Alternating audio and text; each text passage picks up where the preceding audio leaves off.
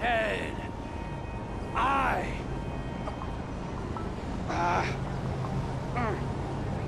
Excuse me. Mom, no. No. I'm working. Of course it's a job. I get paid, don't I? Yes, it's the zombie thing. Listen, it's a postmodern thing. I am like a self-aware zombie. Like, it's the commentary on the proliferation of zombies in culture. Yeah, seriously, Mom, I gotta go. Okay, I'm hanging up. Stop to see me at the impact. Excuse me. I am the undead. Hey, what's up, homie? You know, just, hunting for brains. Grr. Any luck? No, not really. This is Vinewood. The only place they made lobotomy mandatory. Well, I will say I know a lot of people that were killed for this job, but I'm gonna be straight up with you, dawg. It ain't true. Good luck. Thank you. Brains! It's brains I want!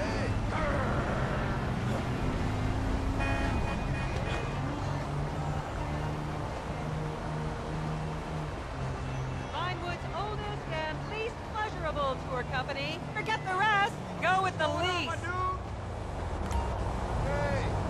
Vinewood Star Tours leaving now. Last chance. See hedges in front of Star's home. Watcha! As I am contractually obliged to say, buckle up, everyone. It's showtime.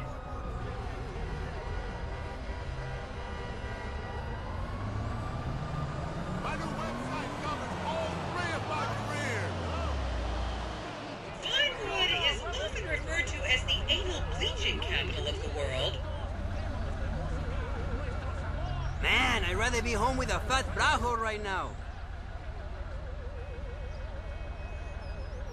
What's up? We're going to meet some real LS girls, right?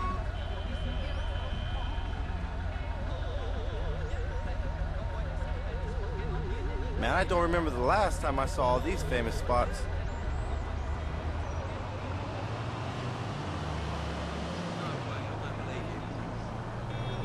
On your right, you'll see the world-famous Gentry Manor Hotel, a legendary party hangout for actors and rock stars and people trying to have sex with actors and rock stars. Built in 1921, it's been the scene of some classic Vinewood scandals over the years. One of my personal favorites was Al DiNapoli's overdose in 2002 after a chimpanzee blasted an 8-ball up his rear door with a water pistol. Fantastic! They say that on any given day there are at least 2 dead party girls in the trash cans round back. Isn't that great?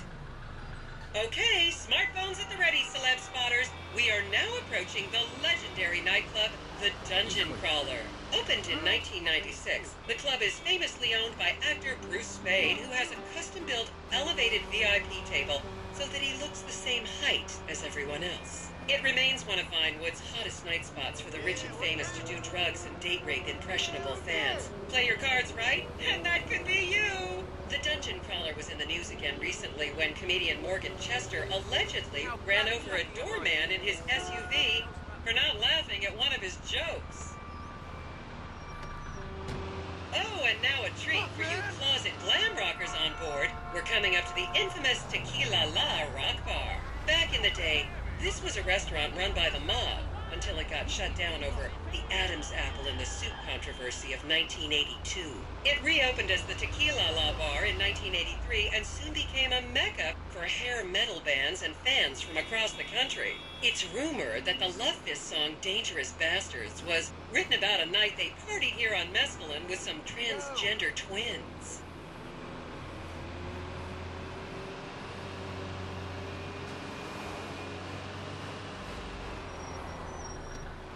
Now, this house up ahead is one of the many private residence of action movie director Mark Fostenberg. Fostenberg still maintains he was out of town when a 15-year-old Mexican girl was found dead in his pizza oven in 2007. The case was settled out of court and all charges were dropped. The girl's family now live on the next street. So this is the house of television exercise guru The Craze. You might have seen him degrading himself recently on Rehab Island. Do any of you remember the 80s? Huh, strange times.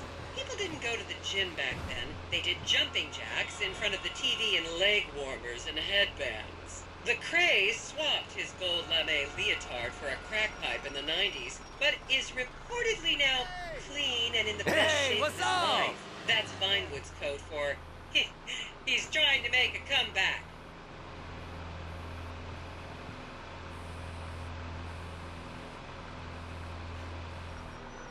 This is the home of celebrity wild child Martha Turn. Daughter of 70s comedy star Joni Term, Martha spent her teens partying on booze, her early 20s partying on coke, and her mid-20s staring at her shoes on heroin. Her tell-all autobiography about the difficulties of growing up really rich in Vinewood only sold 30 copies last year.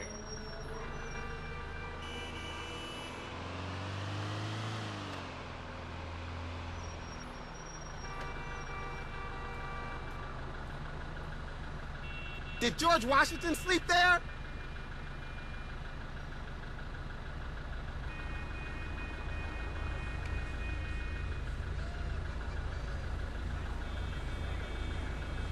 It looks like a postcard.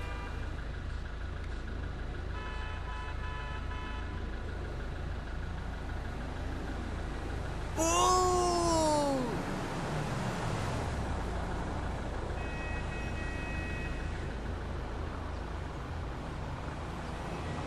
I was a member of the jury in the 1991 movie Last Will and Testament. They cut my line.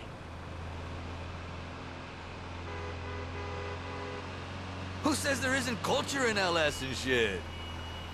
Just up ahead is another place to see and be seen in Rockford Hills, the Richmond Hotel. An iconic entertainment industry hangout, sleazy producer types have been promising to make young girl stars here for over 100 years now. Not gonna lie, I did some shameful things in that lobby bar in my youth, but I've put that period of my life behind me now.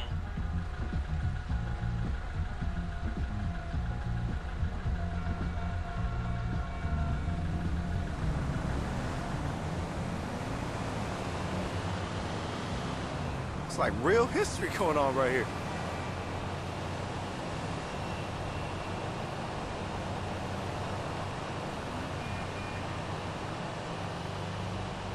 Hey, look! A collagen convention!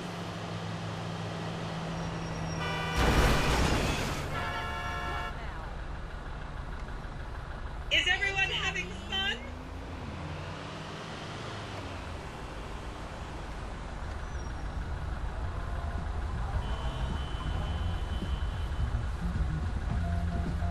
This is the best tour ever.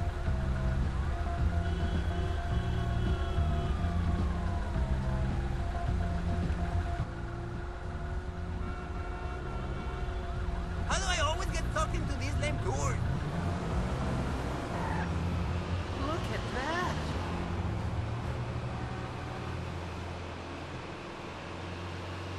I never knew a place with so many hot chicas. Here you It can couldn't see be the that landmark dangerous. Weasel Theater, which was opened here in Morningwood in 1930. Some of the biggest movies in history have premiered at this theater, including Blue Blood, Shoulder of Orion, and The Many Wives of Alfredo Smith. You might remember the controversial premiere of the gladiator comedy Lions and Donkeys in 1984, when star Chip Hampton walked up the red carpet with two slaves in chains. Damn! Órale! Check that nalgas on that height. Hey, Jackie. You got a problem or something? Count yourselves lucky, my prescription just got renewed this morning.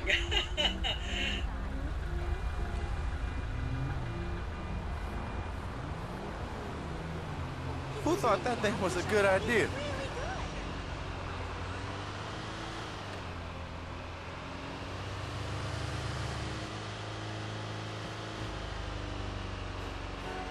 Blah, blah, famous. Blah, blah, landmark. Oh, man. I took this crazy chica home last night. How you doing, man?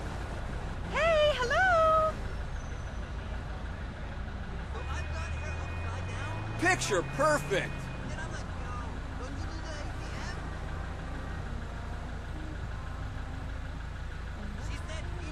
Just up ahead on the right is where Delancey Madua's seven fell out after a ketamine party.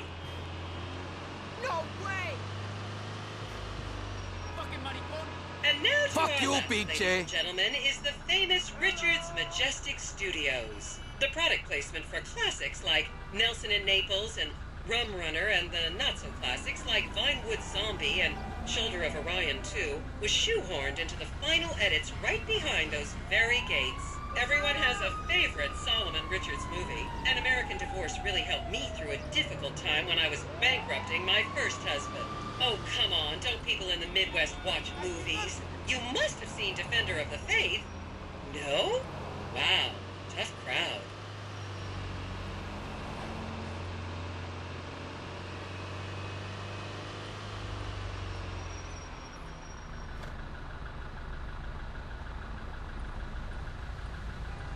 Los Santos. More like Los Sucio. Hey, how's it going?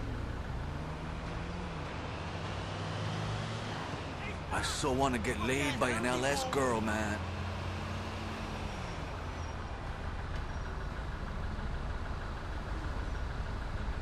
Man, I always thought this city was kind of a dump.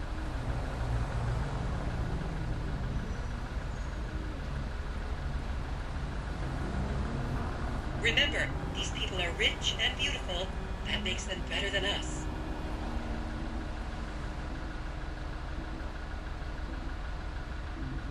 God, the people in this town are so fake.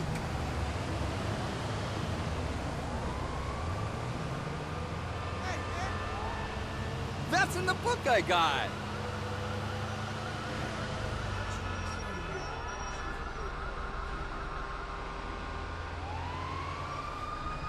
I hope we see Puppy Michelle. Girl has some bomb-ass titties.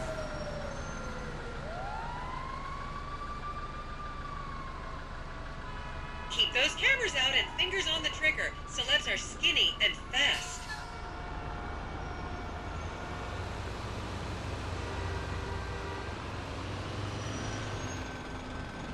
The Liberty City versus LS stuff is dumb. The strip clubs have the same Armenian owners.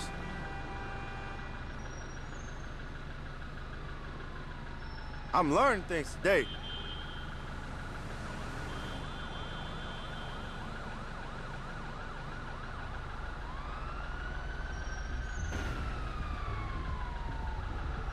The federal government should sterilize this whole fucking city.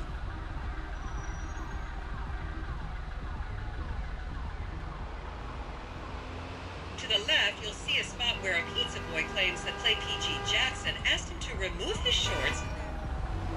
Jeez. Oh, you know, it was on that TV show. Okay, people, get those cameras out. This is Portola Drive. You won't get a better chance to spot a celebrity in its natural habitat. As you can see, the recession hasn't hit this part of town very hard. These are some of the most offensively high-end designer stores in the country. And now, some fun trivia for you. There have been a number of movies shot on Portola Drive, mostly awful ones about rich idiots, including the blockbuster 2005 romantic comedy, Shoe Whore. It's credited with sending women's rights back 50 years. The store we're passing now is where British star Charlotte Crown was caught on film in the changing room, eating and purging the same burrito over and over again, just like a dog.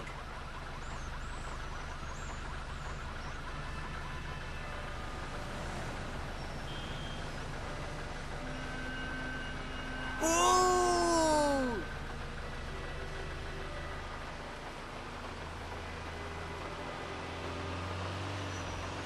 This is the Epsilon Center.